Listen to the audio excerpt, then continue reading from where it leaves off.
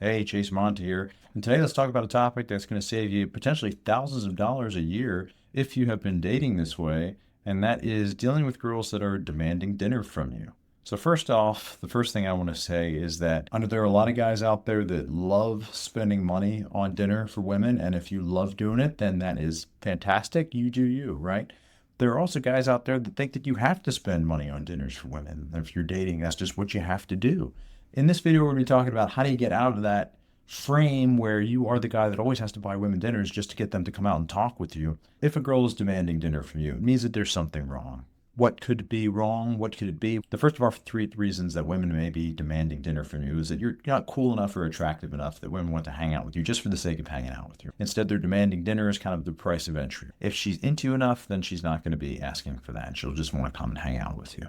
The second reason is that you have equivocated too much. You took too long to get to the point. You're too indecisive. You're too much, oh, what do we want to do? Maybe we should go here. Maybe we should go there.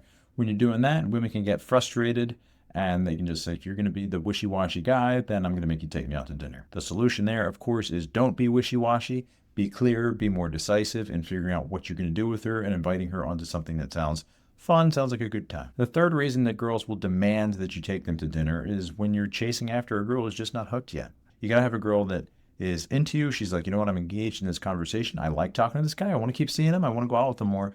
Then she's going to be open to doing all kinds of things with you, not just sitting across from you at some expensive Italian restaurant where you got to pay the big bucks in order to get the same food you get at a lesser restaurant, but now it's got like some nice trimmings on it and there's all the decor on the walls. And now here's an important point for all your dating, and this goes for any kind of dating you do. The ideal dating setup is that you lead and she follows. You're the leader. You set the pace, the tone, how things are going to go. You set the terms of the date, right? If a girl is trying to lead, if she's trying to impose her terms on you, to take charge, to make things happen, to wear the pants in the dating relationship, that means that you haven't established the right dynamic with her. That means that you are not in the right frame and you need to fix how you're dealing with her or with women in general, if this is a usual thing for you, so that you are in the leadership position and that you're dating on your terms. My first rule of dating, the number one rule that I will teach you, is to always date on your terms. All right. I experimented with this as a beginner. I already had a gut feeling that I shouldn't be going out with girls that are trying to dictate the terms. But I said, you know what? I don't have that much experience yet, so let me find out. I'm going to go out on dates with girls that are dictating terms anyway. We'll do things on their terms. We'll see how it works out. You know how well it worked out for me? Never. It never worked out. When I went on a date where a girl is dictating terms, it has never worked out. It's never turned into anything, right? You don't get the girl in bed. You don't get the girl into a relationship. Nothing. It goes nowhere. It is just a dead end because women are not attracted to men where they're the ones that are dictating terms. Women are attracted to men who are leaders. They like guys who are strong, who are decisive, who have a plan, who are in charge. That's what gets her heart racing, right? That's what gets her fantasizing about you, thinking about the future with you. It's not when she's got to dictate the terms and play the big boss girl and you're just the underling who's following her around, right? That's not attractive. So I can tell you from personal experience, if you go out with a girl on her terms, does it ever work out? Maybe it's worked out for some guy sometime, somewhere, but I've never heard of it working out, and it's certainly never worked out for me. If you want to get anywhere with girls, you got to be doing it on your terms. Now, if you are currently dating girls who are pushing you for dinner dates, then first off, make sure that you are asking them out in the right way. And that means a couple of things. The first order of business is that girls need to actually be attracted to you before you ask them out, right? So if you're meeting girls in person and you're getting this pushback where she wants a dinner date, then it's probably a sign that you should be talking to girls a little bit more in person and should be changing up what you're talking about, doing more attraction-based things, flirting, teasing, touching, moving things along more, having more fun with her, being more of the attractive guy so that she wants to come out and see you again. She's like, you know, this guy is cool, this guy is fun, this is the kind of guy that I want to meet again. If you are meeting girls online, you're a little bit more restricted in what you can do. It's more dependent on your profile photos, profile text, and to a lesser extent, your messages. But if you're getting a lot of girls pushing for dates and you're meeting them online, it's generally a sign that you need to make some tweaks to your profile. The next part of asking girls out well is making sure that you start open-ended. So that's asking a girl when she's free. Hey, let's grab a bite or a drink sometime. This is called a soft close. We just float the idea and then she says, yeah, sure, definitely, okay. Then you're going to say, cool, well, let me know your schedule this week or next. We'll plan something out. And then she's going to tell you when she's free. What you do not want to do is the thing I see almost every guy doing nowadays, which is where you say, hey, we should grab a bite or drink. She says yes. And you say, okay, how about Thursday at 7 p.m.? Because one of two things is usually going to happen. One, she's going to say, I'm sorry, I can't make it. And now you've just been rejected. But the other thing that can happen is she says, okay, sure, I think I can do then.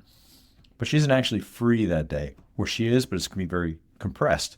And now you have boxed her into a date that is inconvenient for her. She's inconveniencing herself. And now she's going to feel more rushed. She's going to feel like it's higher pressure.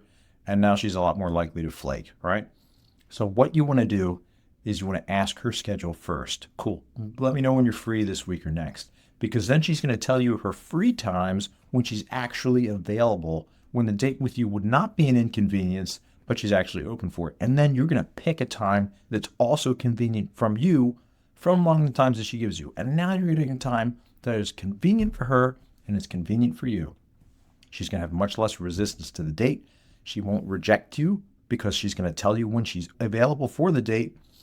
And she's not going to flake later. She's a lot less likely to because she's already picked a time that is okay for her. This is the way to do it, and you're much less likely to get girls pushing you for dinner when you set it up with them this way because they're not looking at it saying, oh, what an inconvenience. I'm having to do this thing at an inconvenient time. Oh, you know what? He should just buy me dinner for the inconvenience of having to meet on this day. When it's a date when she's free, she's a lot more relaxed about it and she's down for whatever. And finally, the third thing that you want to be doing for asking girls out properly is once you have a time that they're free, you want to oversell them on the date, which could be a cool cafe, a chill dive bar, whatever it is. Pick a time that is not at dinner time, like at 7:30 or at 8 p.m. on a weekday or early afternoon on a weekend or later evening on a weekend.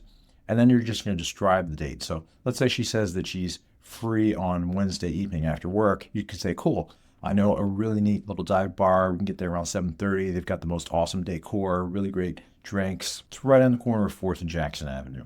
And now before she's even had time to think like, oh, she'd be trying to make this a dinner date, she's already like, hey, that sounds like a pretty good time. And then she's likely to just say yes. When you are leading girls this way, no girl who is actually into you will object and try to steer it back towards the dinner. When you're doing things this way, you're coming across as cool, fun, attractive, low pressure, and nothing like the provider type guys whom she expects to buy her dinner. So you don't get her trying to box you into that provider, well, you got to buy me dinner first kind of role. What if you do your very best, but she still wants dinner from you? What do? There are a couple different ways that you can go. The first of these is switching from a restaurant date to an at-home date. And the cool way to do that is to say, hey, you know what? I'm a little tired of going to restaurants, but I'm actually a really great chef. How about I cook you something at home? You ever had pollo piccata? So you can just pick a meal, a dish, and you don't actually have to be a great chef. Maybe you've never cooked anything before in your life. It's okay. We've got the internet now. If you just follow the recipe online, you can cook pretty much anything. It's not hard to cook. If you just follow the recipe, just put it in your phone. You can follow it off your phone as a cheat sheet, you know, when she's not looking. Yeah, just do this by heart and whip out your phone. Take a look. Pick a meal that's simple to prepare, but kind of classy sounding.